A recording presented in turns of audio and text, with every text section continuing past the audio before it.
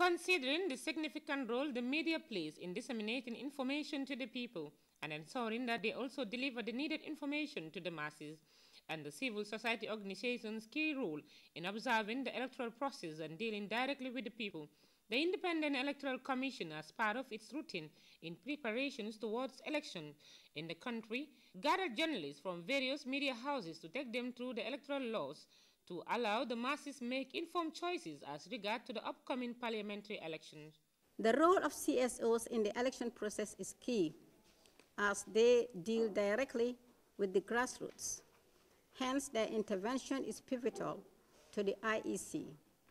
For there to be a genuine democratic electoral process, it is essential that candidates and political parties have the right to communicate their political opinions and manifestos in the media. The role played by the media and the civil society organizations during the recent presidential election was applauded by the IEC chairman, but nonetheless, some journalists believe there is room for improvement and so responsible and credible information is given out to the public. You have not only stopped at voter education, information, civic education, election monitoring and observation, but you have also been good watchdogs.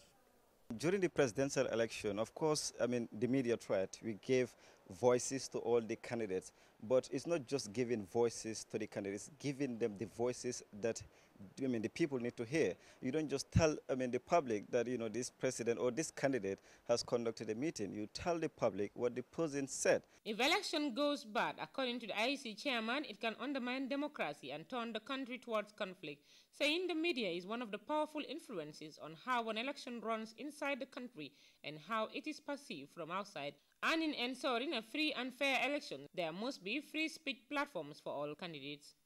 Journalists need to know the election laws. Secondly, they must report fairly on all candidates, parties, and issues. Thirdly, the media should be the voice of the voters. For the participants, this was a development they welcome and are hoping to go back to their respective institutions fully equipped to deliver for the interests of the people. When giving out information, we need to have the facts. We need to know how it works because election is very technical, especially in Africa. The media can easily blow out the whole election and that can cause a disaster.